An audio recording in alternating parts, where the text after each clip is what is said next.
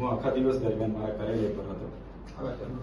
કાર્યાલય પર હતો અને બપોરે જમીન સર્કિટ હાઉસ એટલે 4:30 વાગે મારા ઓફિસના છોકરાએ મને બતાવ્યું કે મનસુખભાઈની પોતાની આઈડીમાં તમારા નામ જો પોસ્ટ મૂકેલી છે. એટલે પોસ્ટ મેં વાંચી અને પોસ્ટ વાંચો ને થોડીક અડધો કલાક થાય એટલે મનસુખભાઈ પોતે તાલુકા કક્ષાએ આવી ગયા. તાલુકા પંચાયતમાં ટીડીઓની કચેરી હાજર હતા.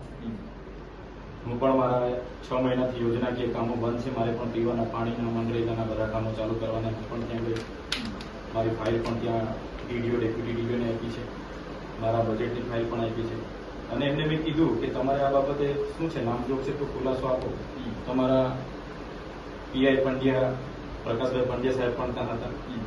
આ ખુલાસો આપણે માંગ્યો છે અને એમણે પોતે ત્યાંથી આવીને એમણે એવું સૂચવ્યું છે કે આવી કોઈ ઘટના નથી બની છતાં એ અહીંનો માહોલ બગાડવા માંગે છે, લોકોને ઉશ્કેરવા માંગે છે અને પોતાના પદનો દુરુપયોગ કરવા માંગે છે. આપણા માધ્યમથી તમામ લોકો પર કાયદેસરની કાર્યવાહી થઈ વિનંતી છે. અમે શાંતિમાં માનીએ છીએ, સંવિધાન લઈને ચાલીએ છીએ. આવનાર દિવસોમાં એ લોકો કહેશે કે અમે તમારી સાથે આવી રીતના ખુલ્લી ખીલબીલથી કરવા માંગીએ છીએ, અમે કોઈ વાંધો નથી, અમે ખીલબીલ વાળા માણસ. પણ પીઠ પાછળ દર વખતની જેમ આ વખતે જો ખંજર ભોગવાની કોશિશ કરશે અમે લડી લેવાના મૂડમાં છીએ. અને આ વિસ્તારમાં એમણે જાહેર આમંત્રણ આપીને બધાને ઉશ્કેર્યા છે.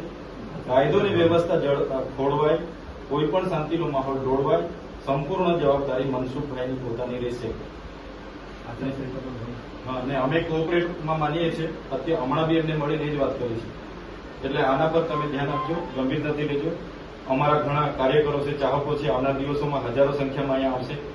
એટલે કોઈ પણ વિષય વસ્તુ બગડે એની જવાબદારી મનસુખભાઈની રહેશે. અમે બને ત્યાં સુધી બધાને કોઓપરેટ કરવાનો પ્રયાસ કરીએ છીએ. હમણાં બી જેટલા લોકોના ફોન આવ્યા મેં કીધું કઈ એવી ઘટના નથી ઘટી, પણ પછી એ લોકો એવી જ રીતના અમારી સાથે વર્તન કરશે તો અમે બી ખુલ્લા છે, मैदाનમાં છે, જોવાઈ જશે પછી. तो हमारी सिर्फ आपसे इतनी रिक्वेस्ट है, लॉ एंड ऑर्डर आप प्रॉपर मेंटेन करेंगे. अर्जी के ऊपर जो तबास है वो हमारा काम है, हमारे पास छोड़ दीजिए. हम इसका पूरा कानूनी तौर से जो कार्रवाई होगी वो हम करेंगे. बट ये कहीं भी लॉ एंड ऑर्डर उसको फिर हम स्ट्रिक्टली हैंडल करेंगे, चाहे वो आपकी तरफ से हो चाहे वो अपोजिट पार्टी. बिल्कुल बिल्कुल कोई बात. तो इसमें हम आपका भी सहयोग चाहते हैं कि आप अपनी तरफ से पूरा का पूरा इंश्योर करेंगे कि आपकी तरफ से कोई प्रोवोकेशन नहीं हो. उधर से होता है तो हमें जान करिए, आप हमारे पास आइए, हम डील करेंगे उसको. बिल्कुल हम आपको पूरा कोऑपरेट करेंगे, लेकिन वो लोग बार बार हमारे पे अटैक करेंगे तो हम भी सह के नहीं चलेंगे. आप हमारे फिर हम भी खुले में आ जाएंगे. आप हमारे पास आइए. आप कर उनके वो सरकार आपको जोर लगाकर वो कायदे को भूल जाते हैं वो लोग. सही बात. अभी तक जितनी घटना बनी है डीडीए पाड़ा में साहब, ये कायदे को साइड पे रख के बात किया. मेरी बात सुनिए, कायदे का इम्प्लीमेंटेशन हमारा काम है. आपका अगर कोई भी इशू है आप हमारे पास लाइए, हम उसको देखेंगे. તમે ડાયરેક્ટ કાયદો હાથમાં નહીં લો. કોઈ પણ ઇસ્યુ થાય એટલે જાણ કરો. ચૌધરી સાહેબ, આ લોકોને ટેપ પડેલી છે અધિકારીઓને આગળ રાખીને આગેવાનો પર ખોટા કેસ કરવા. આ વખતે કેસ કરશે કે દુનિયા કરશે, અમે કોઈને બીવારા નથી, કેમ કે અમે સાચા છે. દર વખતે દબાવવાની વાત અમે સાંભળો, અમે પણ પોતે વેઠેલું છે બરાબર. ધારાસભ્ય હોવાના નાતે તમારા સિસ્ટમે શું કોઓપરેટ કર્યું છે ને મને ખબર છે બરાબર.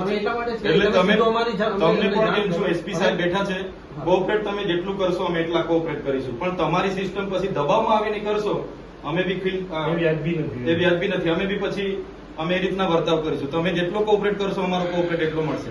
પણ તમે આમ એક સાઈડ ડિસિઝન લેશો તો અમે બી પછી ખુલ્લા મેદાનમાં છે. તમારે પછી અમે બેઠેલું છે. એવું બની છે પીએસઆઈ અહીંથી જઈને ત્યાં ફરિયાદ લઈ છે, એવી બી ઘટના બની છે. અહીંયા પૂરો આવ્યા છે સાહેબ, એ પણ ખબર હશે. આ ખોટી આપણે તમે પીડીએફ લેજો, સાહેબ આપી દઈએ છીએ.